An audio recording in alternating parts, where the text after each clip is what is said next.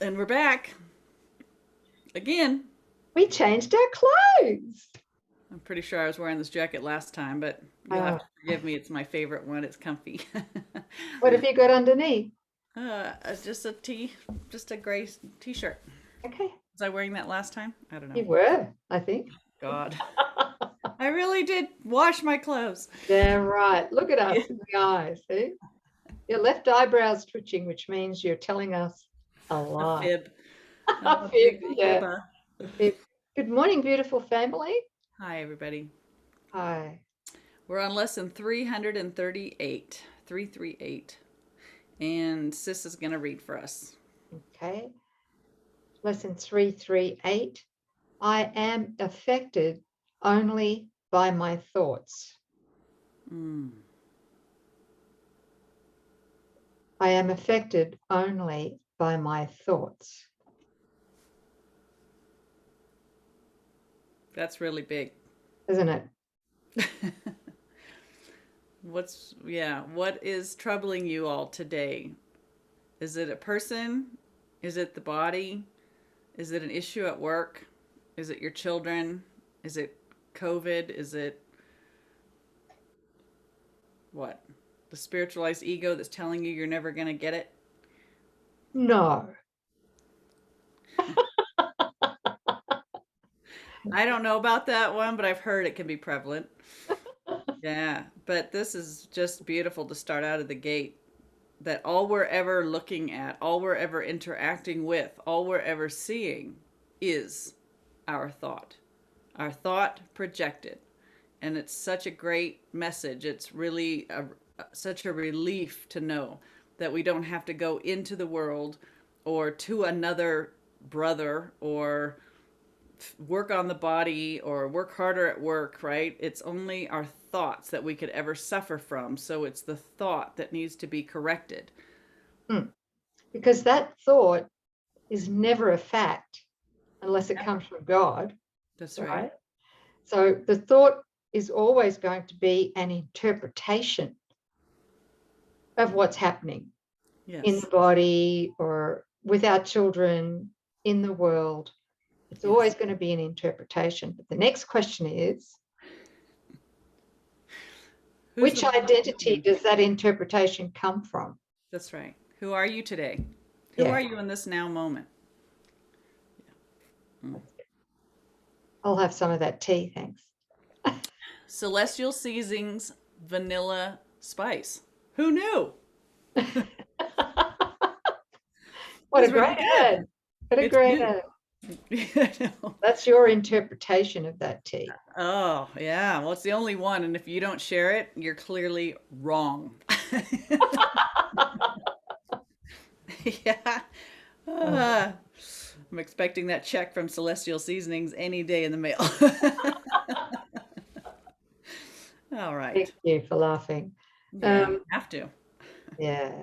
So I am affected only by my thoughts. It needs but this to let salvation come to all the world. For in this single thought is everyone released at last from fear. In this single thought that I am affected only by my thoughts. Everyone's released from fear. Mhm. Everyone in the world, not just the world, but the universe. the dream. That's it. Now has he learned that no one frightens him and nothing can endanger him.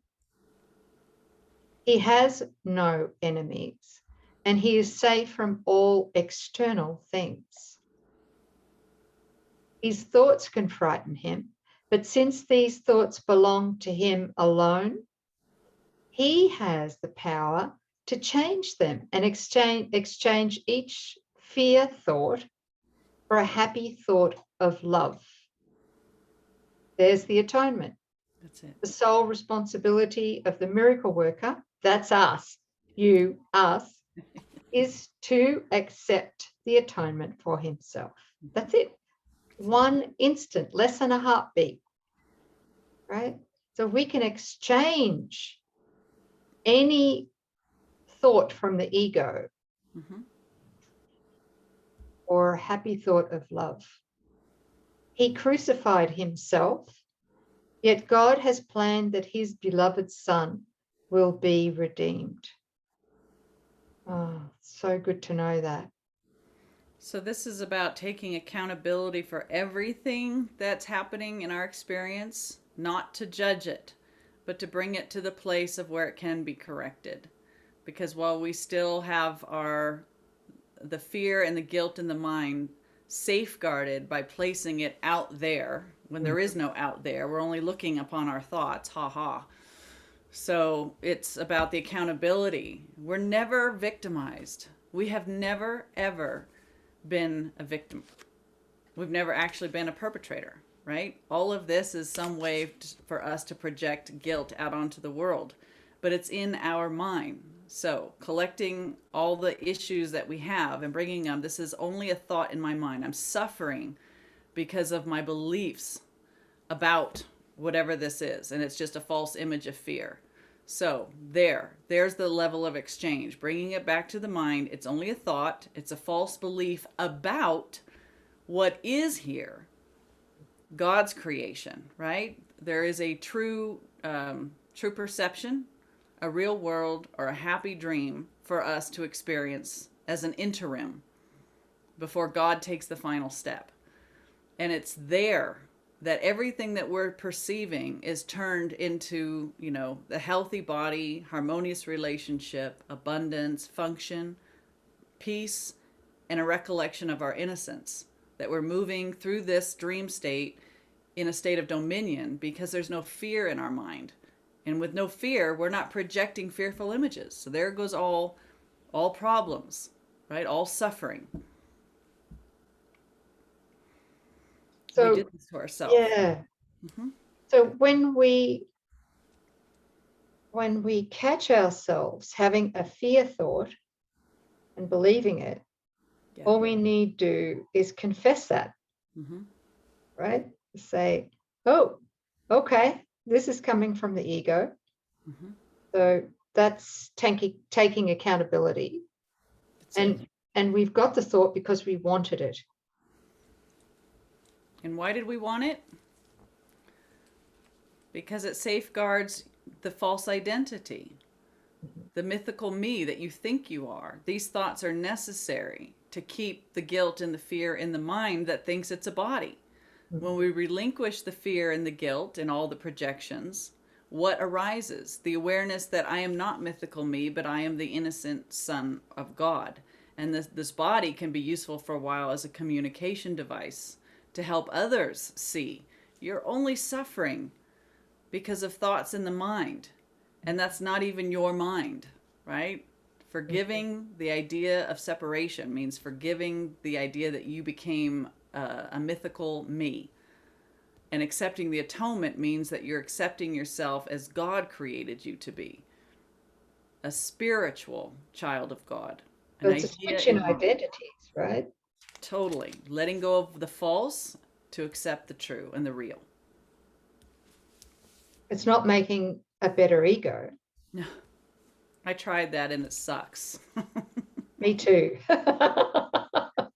I can doll this up. I can better this. Somehow I'm going to get that, elusive holy grail. No, it's not out there. It's not.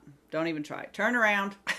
Save yourself years in the dream of time. Thanks, sis. Okay, so the prayer is, your plan is sure, my Father, only yours. All other plans will fail. And I will have thoughts that will frighten me until I learn that you've given me the only thought that leads me to salvation. Mine alone will fail and lead me nowhere. But the thought you gave me promises to lead me home because it holds your promise to your Son. Can I read the footnote here? Yeah, please. God's promise to his Son is multifaceted, but the main emphasis throughout the course is the same as what seems to be suggested above, that we will return home to him. And here's another quote from within the Course. Salvation is a promise made by God that you would find your way to Him at last. So it's inevitable. Yeah, yes. Thank Yeah, God. dream's got to pop at some point. What isn't real cannot last. What Yeah. a relief. What a relief. It is a relief. It's very comforting. Yeah. Sooner than later, however, is my preference. Sooner. Now would be good. I've got a couple of notes here, just briefly, just as a reminder that every single thing we see is neutral. Everything that we see with the body's five senses, feel, whatever, it's all neutral. So we give everything all the meaning it has for us. And unfortunately, until we've undone a good chunk of the ego thought system, most of the meaning that we've given almost everything comes from fear. So we've given it a fearful meaning, even the good stuff. Right. Good and bad, right? Yes. Okay, so the fact that can be often overlooked is that the body, others, the world, and the past are all thoughts in my mind. Mm-hmm. Yeah, all That's of it. They're all thoughts in my mind. Okay. And the question is, from which identity, either the ego, the holy self, do they arise? Do they come from love, or are they coming from fear? Mm-hmm. Yeah. Thanks. And there are two lessons that you may want to just go back over. And that's lesson number 2. I have given everything I see all the meaning that it has for me. And lesson 17, I see no neutral things. I see no neutral things because my thoughts about them are not neutral. Just a reminder. Whenever we get our knickers in a knot. I've never had knotted knickers. What's that like?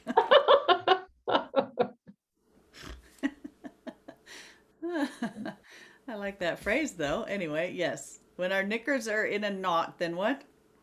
We can be sure. Yeah, we can be sure. Well, we can be sure that it's been an ego thought. Yeah. All right. We're not seeing things as they are.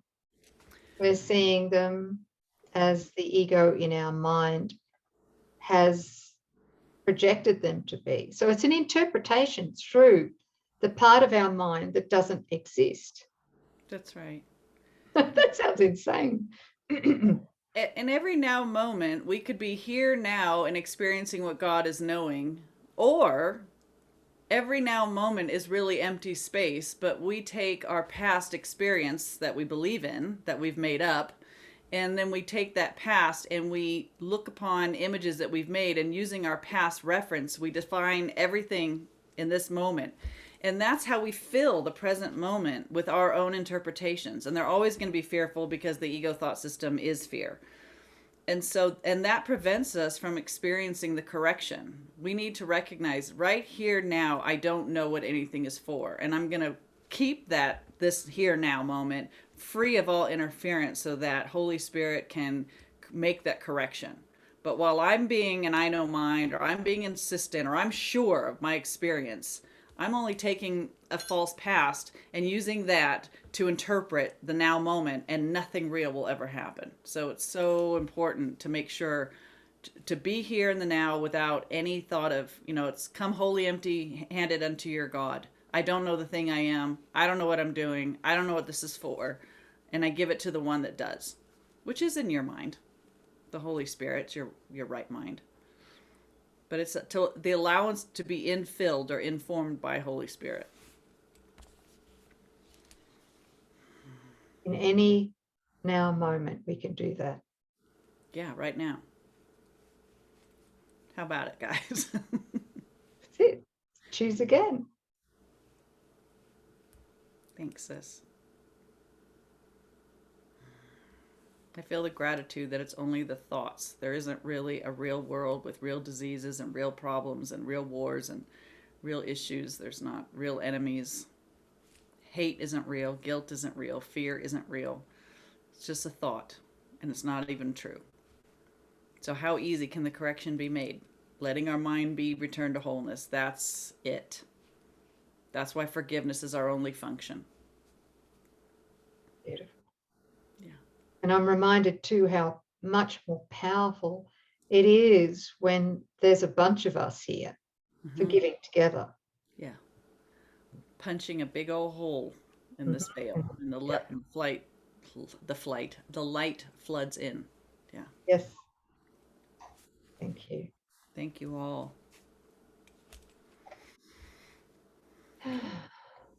Thanks, sis. Thank you. And That was lesson 338. Yeah. we'll see you guys next time. Yeah. Okay. Thank Bye-bye. you. Bye.